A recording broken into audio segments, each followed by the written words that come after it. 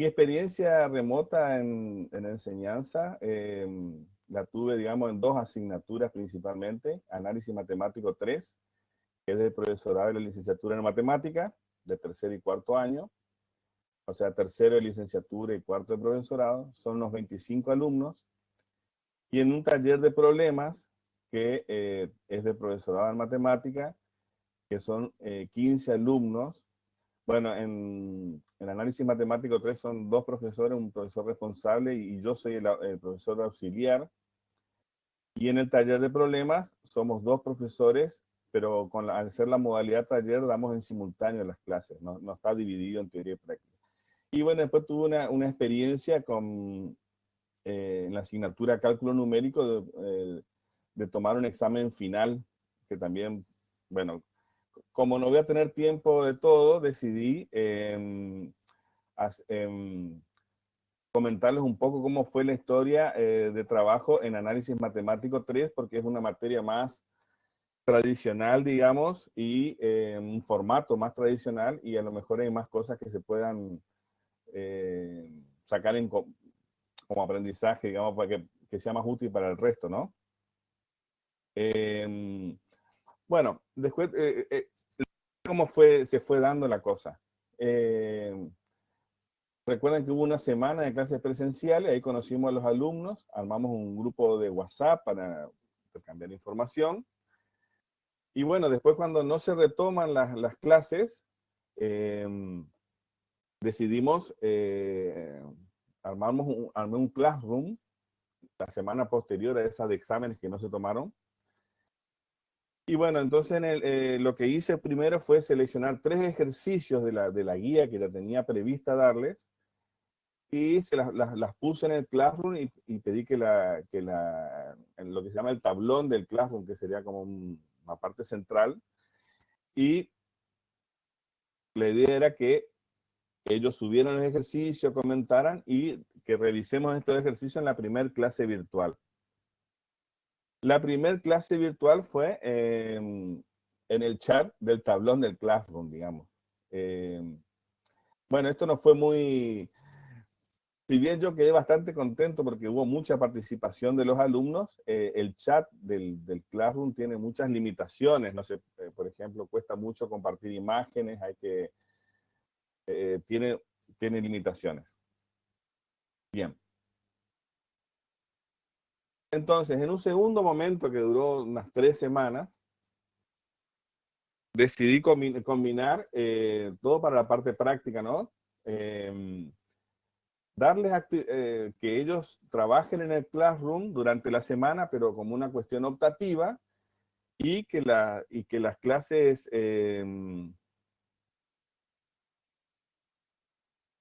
bueno, y que las y bueno, y dar clases por WhatsApp, digamos, por el chat de WhatsApp, ¿sí? Respecto a esto, si bien parece una herramienta con limitaciones, la participación de los alumnos es muchísima. Al principio uno termina agotado con la clase porque hay muchísimo intercambio. Si bien parece un recurso básico, pero tiene algunas ventajas el WhatsApp, que es accesible, permite mandar imágenes, queda todo registrado. Yo, por ejemplo, hoy mismo para armar las diapositivas accedí a un chat de abril, por ejemplo, está todo guardado ahí. Pero hubo un momento de quiebre, digamos, yo le llamo, porque cuando yo iba a dar una clase un martes a la noche, no habían puesto ninguna solución en el Classroom. O sea, como que los alumnos participaban mucho, pero no,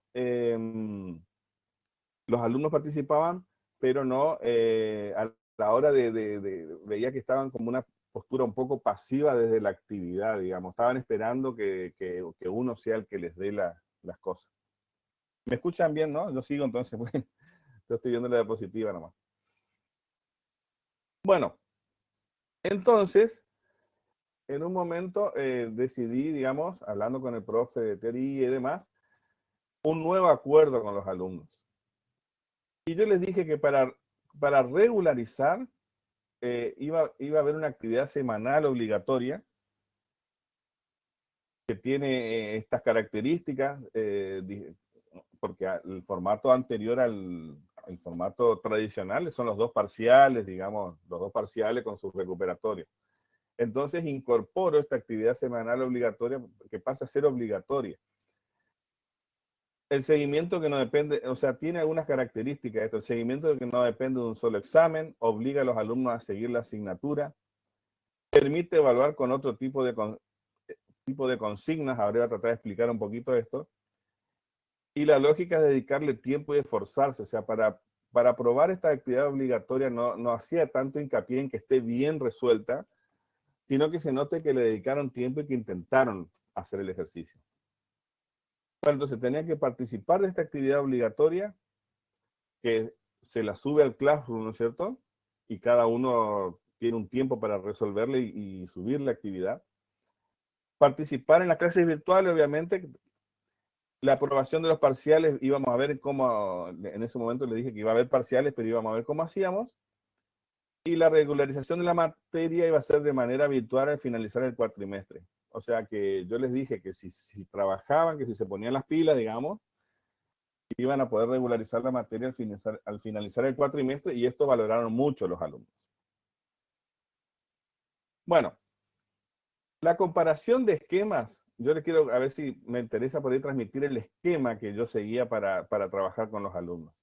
En una clase presencial tradicional, una opción es, por supuesto que hay muchas opciones, cuando uno finaliza una clase, el docente pide que para la próxima resuelvan determinados ejercicios de la guía, ¿no? Al comienzo de la clase, el docente solicita que a la clase siguiente, el docente solicita que algún alumno pase el pizarrón, desarrolle un ejercicio y se discute la solución en el grupo total. Ese es un esquema tradicional que se usa mucho en mis clases, por lo menos, en las clases prácticas, reitero. Obviamente hay variantes, pero se repite bastante este modelo. Ahora la modalidad es la siguiente, digamos. La virtual fue la siguiente. El viernes, pongo un día para tener referencia, ¿no? Un viernes a la tarde se solicita una actividad individual. Yo dividía a los alumnos en 3 grupos, o sea, yo armaba 3 grupos de consigna y cada uno recibía su consigna y no sabe la consigna, cada alumno no sabe qué consigna recibía el otro, ¿no? El martes al mediodía todos los alumnos suben la actividad individual al aula. El martes a la tarde el docente revisa, selecciona la solución que van a analizar en clase, piensa en preguntas, arma sus archivos personales. Yo me armaba un Word, puede ser medio básico, ¿no? Pero en un Word yo me copiaba todas las imágenes que iba a querer ir compartiendo después en la clase en el chat. Y se analizan las soluciones en clase virtual. Esas soluciones que uno selecciona de lo que ellos mandaron, después las analizábamos en clase todos juntos. ¿Qué ventajas veo yo en este esquema? Bueno, el docente puede pensar con tranquilidad más de una consigna y distribuirla a 3 grupos de alumnos. En las clases normales, si uno no dice al final de la clase qué hay que hacer para la próxima, ya tiene que esperar a otra clase. Entonces la comunicación es como mucho más dinámica. Hay mayor participación de los alumnos, porque esto que sean obligatorios los obliga a ellos a participar, a una respuesta constante a la materia. En cambio, en el tradicional, solamente la obligación es cuando llega el momento del parcial, ¿no? Mayor seguimiento de los alumnos, porque uno le tiene que ir contestando toda la semana al alumno, entonces es como que yo por lo menos me sentía como más responsable del avance que ellos tenían. El docente, otra ventaja es que el docente tiene un montón de soluciones disponibles antes de la clase y las puede seleccionar, cortar, ordenar, corregir antes de la clase. Al participar todos, se tiene un campo más grande de soluciones correctas, incorrectas, con distintos grados de avance en la escritura. Y el docente va presentando las soluciones sin decir el nombre del alumno, según cuestiones que considera importante discutir. Un caso puntual, por ejemplo, yo había pedido una tarea semanal y vi que, fíjense acá abajo, esto que estoy señalando es la solución que presentan los alumnos. Eso también es muy bueno porque se esfuerzan, algunos hacen manuscrito con fotos, otros, pero algunos realmente con el editor de ecuaciones se esmeran mucho en hacer una presentación buena del ejercicio. Bueno, yo noté un día que un ejercicio tenía un error sutil, que es cuando se quita esta raíz acá, no importa ahora el detalle. El asunto es que llegaba a la respuesta correcta, y eso es muy difícil en matemáticas. Se comete un pequeño error, pero la respuesta a la que se llega es correcta. Entonces, está bien el ejercicio, está más o menos. Entonces, el día anterior a la clase, tomo este procedimiento de los alumnos y se los mando a todos. Por WhatsApp, le digo. En la siguiente resolución se comete un sutil error. El error cometido no hace cambiar el carácter de la serie, es decir, que la conclusión a la que se llega es verdadera. Mostrar un ejemplo donde cometer este mismo error hace que cambie el carácter de la serie. Y les mando por WhatsApp, acá tengo la imagen, y todos contestan, bueno, profe, y les digo, eso les dije el día anterior, como para que, porque también es cuando las clases están así, sincrónicas, digamos, hay poco tiempo, entonces para que ya vayan pensando. Bueno, no se ve muy bien y acá en la diapositiva, pero básicamente aparecieron de las soluciones otras cosas que se discutieron, no era la que yo quería que aparezca, pero bueno, algunos alumnos señalaban, y es importante siempre seguir cómo el que hizo se defiende de una manera muy especial. Bueno, pero sigo porque quiero señalar otra cosa. Acá el mismo alumno que había cometido el error, marca qué error se cometió, o sea, el mismo ya cuando yo mandé el día anterior ya se fijó que había hecho mal. Y bueno, el error es común porque ellos creen que quitando la raíz el valor aumenta, ¿no es cierto? Y eso no siempre es cierto. Cuando el valor es próximo a cero, si uno quita una raíz de una expresión, el radicando es menor, ¿no es cierto?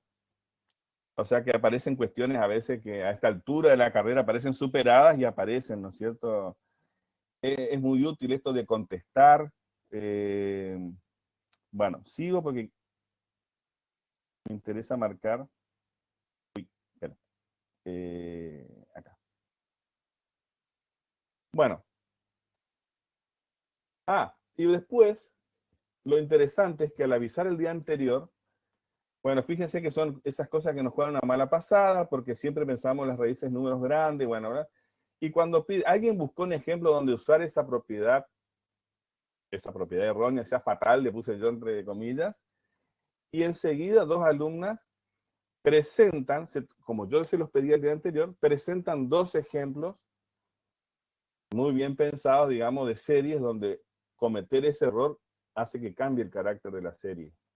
Y eso no era tan sencillo, y si yo lo pedía en el momento, lo que iba a suceder es que termina dándole el profesor nomás el ejemplo. Porque si la pregunta es muy fina, digamos, termina dando la respuesta al profesor, o siempre son los mismos los que participan, los dos o tres más lúcidos, y sin embargo, al plantear el día anterior, les dio más tiempo de que ellos piensen el ejemplo a partir de ese error que cometió un compañero. Entonces, es como que armé un esquema, yo le llamé un esquema enriquecido, digamos. O sea, el viernes en la tarde se solicita la actividad de los alumnos, el martes al mediodía todos los alumnos suben la actividad al aula, el martes a la tarde el docente revisa, selecciona las soluciones que se van. Y entonces, ¿qué le agrego? Que a partir de la producción de un alumno, el docente solicita una nueva tarea, y cuando se analizan las soluciones en clase, los alumnos presentan nuevos ejemplos pensados antes de la clase a partir de eso que produjo el compañero. Bueno, eso es un esquema que a mí me funcionó bastante bien con recursos sencillos, digamos, y quería compartirlo, digamos, el esquema didáctico, por así decirlo, ¿no? Bueno, un par de cositas más nomás. Obviamente también había momentos de las clases por Meet, al empezar un tema, cuando había una cosa que no sabían, estaban muy perdidos los alumnos, también está muy bueno esto del Meet con el correo de la institucional, donde se graban las clases, los alumnos piden la grabación y uno puede usar el GeoGebra, puede usar es muy práctica la explicación para introducir temas. Algo que me sucedió en dar estas evaluaciones más seguido que quizás para las otras asignaturas, para biología, para otras asignaturas no cuesta un poco entender, es que las preguntas en matemáticas son como muy cerradas, las consignas son... Y esto de ir preguntando semanalmente hizo que varíe un poco las consignas. Por ejemplo, nosotros el año pasado no sabíamos si dejarles usar celular a los alumnos en el parcial, por miedo a que se copien, que se manden un WhatsApp. En cambio ahora la evaluación, que no era de un parcial, pero era una tarea obligatoria, es usando GeoGebra analizar gráficamente. O sea, como que a mí me ayudó un poco, quizás sea por una cuestión personal nomás, ¿no? A liberarme un poco, digamos, en las consignas que no sean tan herméticas, tan de aprueba, no aprueba, ¿no? O también en estas cuestiones de límite funcional, tomar un N0, un X0, o sea, probar con variables. O sea, las tareas, vi que esto de las tareas semanales hizo que varía un poco en las consignas, y cosas que quizás se daban en el ámbito de la clase en forma oral, ahora me obligó a escribirlas. Eso para mí también fue un cambio importante. Bueno, concluyendo, el esquema tradicional de clases prácticas se vio enriquecido. La solicitud de tarea obligatoria ayuda a que el alumno avance gradualmente. El docente no se desentiende del avance del alumno. La evaluación es un proceso y al ser asincrónica, la calidad de los trabajos es muy buena. Los intercambios que se producen con el alumno da tranquilidad respecto a la acreditación de los saberes. O sea, yo un poco les había hablado que yo necesitaba saber cómo ellos iban avanzando y que no sea una sola evaluación donde se pueden copiar, sino que ellos, con los intercambios que yo iba teniendo, porque el Classroom permite a cada uno en forma individual, yo ya más o menos me daba cuenta cómo venía la mano con cada uno, a quién estaba costando. Entonces uno tiene una mayor tranquilidad de cómo va el alumno, ¿no? Incluso para el tema de la acreditación. En términos de porcentaje, los resultados finales son similares. Lo que se dio un poco es que como se exigió más en el cursado en los trabajos, 3 o 4 alumnos abandonaron porque no tenían tiempo, tuvieron problemas laborales, bueno, una serie de cosas. Entonces como que hubo más abandono al principio, pero después lo que perseveraron fue mayor el porcentaje de aprobados, digamos. Porque creo yo un poco que esto de obligarlos, bueno, al ser una evaluación más en proceso, se presentan consignas más flexibles que permiten explicitar en forma escrita procedimientos y razonamientos que antes solo se comunicaban en forma oral. El docente puede armar un banco de soluciones correctas, incorrectas, o sea, de distintos procedimientos. Obviamente esto se puede hacer en épocas normales, pero ahora se facilita esta cuestión. Hay una cosa que me pasa que es impresionante en cada materia, las carpetas que tengo llenas de soluciones, prácticos. O sea, siempre uno tiene sus carpetas en su computadora, pero eso es como que impresionante el aumento. Yo, por ejemplo, para el año que viene hasta podría tomar cosas interesantes de lo que hice este año. En época normal uno también busca, el año pasado un alumno hizo tal cosa, pero uno lo tiene escrito, lo tiene a disposición. Y otra cuestión que es importante señalar, me parece que es mucho más trabajo para el profesor. A mí me llevó mucho más tiempo hacer todo esto. Y es un trabajo necesario en equipo, de distribuir tareas. Por ahí tenemos una idea de, en este formato tradicional, teoría práctica, digamos, la parte teórica queda un poco al pasar los apuntes y explicar. Entonces me parece que en las cátedras hay que conversar y distribuirse el trabajo, redistribuirse los JTP, los responsables ayudar a los JTP y viceversa, distribuir el tiempo, no quizás romper un poco ese formato tradicional de teoría práctica para que funcione bien la cosa. Y no tengo tiempo, pero una experiencia que fue muy buena también un poco en el taller de problemas que hago con otro, ahí estamos 2 profes, hicimos los alumnos presentaron un trabajo final por mí y encaramos el tema ¿no es cierto?, del coronavirus, de una enfermedad contagiosa, y un grupo se encargó de un modelo discreto con tablas Excel. Fue muy bueno. Yo me emocionaba cuando presentaban a los alumnos su trabajo.